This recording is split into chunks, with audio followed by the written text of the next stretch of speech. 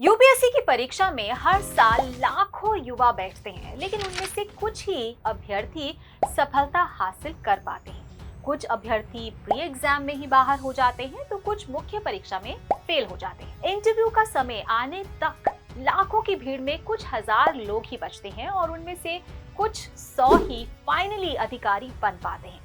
अब जो सिलेक्ट हो गए उनके लिए तो जीवन का एक नया अध्याय खुल जाता है, लेकिन जो लोग सफल नहीं हो पाते उनके लिए फिर से वही कहानी शुरू हो जाती है। वही किताबें, वही रूटीन और वही पढ़ाई।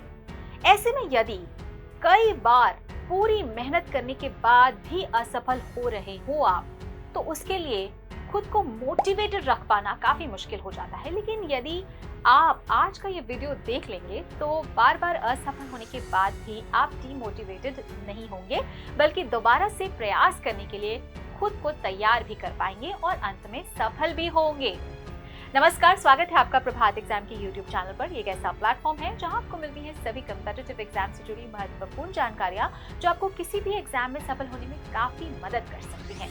अगर आप हमारे YouTube चैनल पर पहली बार आए हैं तो हमें लाइक और सब्सक्राइब जरूर कर लें और हमारे लेटेस्ट वीडियोस और अपडेट सबसे पहले आप तक पहुंचे इसके लिए बेल आइकॉन को प्रेस करना ना भूलें। तो आइए शुरुआत करते हैं आज की वीडियो की, जो है यूपीएससी में लगातार असफल होने पर वापसी कैसे करें। तो किसी भी कॉम्पिटिटिव एग्जाम में तीन तरह के लोग अपीयर करते हैं। पहले वो जो जमकर तैयारी करते हैं, एग्जाम पास करते हैं और फिर अपनी जीत के अगले चरण में प्रवेश करते हैं। दूसरे कैंडिडेट्स वो होते हैं जो सिर्फ नाम के लिए तैयारी करते हैं, परीक्षा में अपीयर करते हैं, लेकिन एक्चुअली में उन्हें पहले से पता होता है कि उन्हें परिणाम से कोई फर्क नहीं पड़ने वाला। अब पहले दो प्रकार के स्टूडेंट्स के बारे में बात करने का कोई फायदा नहीं है राइट नाउ, मगर जो तीसरे प्रकार के स्टूडेंट्स हैं ना, उनके बारे में बात करना बेहद जरूरी है, क्योंकि ऐसे लोग असफल होने के बाद एक ऐसे फेज में चले जाते हैं जहां विभिन्न प्रकार के नकारात्मक विचार उन्हें घेर लेते हैं और वो कई बार ऐसे में गलत कदम उठाने का भी सोचने लगते हैं और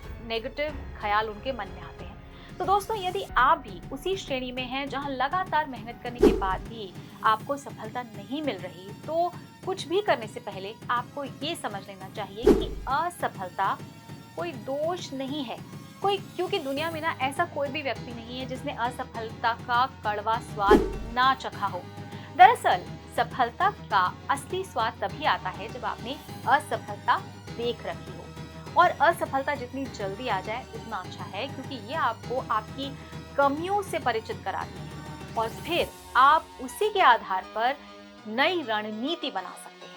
हालांकि अगर हम परिस्थितियों की बात करें तो परिस्थितियों को नियंत्रित करना जो है ना, वो हमारे हाथ में नहीं है, लेकिन हम क्या नियंत्रित कर सकते हैं वो है विफलता कैसे कैसे निपटें।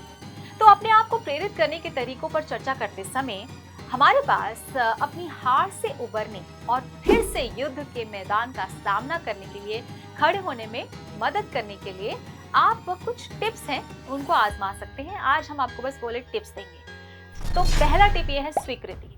तो हम में से अधिकांश को अपनी असफलताओं का सामना करना कठिन लगता है, ये नॉर्मल ह्यूमन बिहेवियर है और हम उन गलतियों को स्वीकार करने को तैयार ही नहीं होते हैं जिसके कारण हमने खोया है कुछ।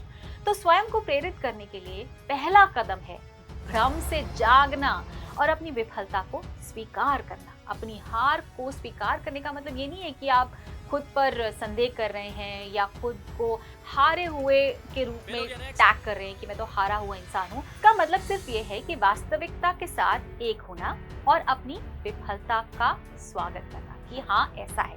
सेकेंड पॉइंट इज जिम्मेदारी लें। तो सामान्य जो मानवीय प्रकृति होती है वो होती है दोषारोपण का खेल खेलना।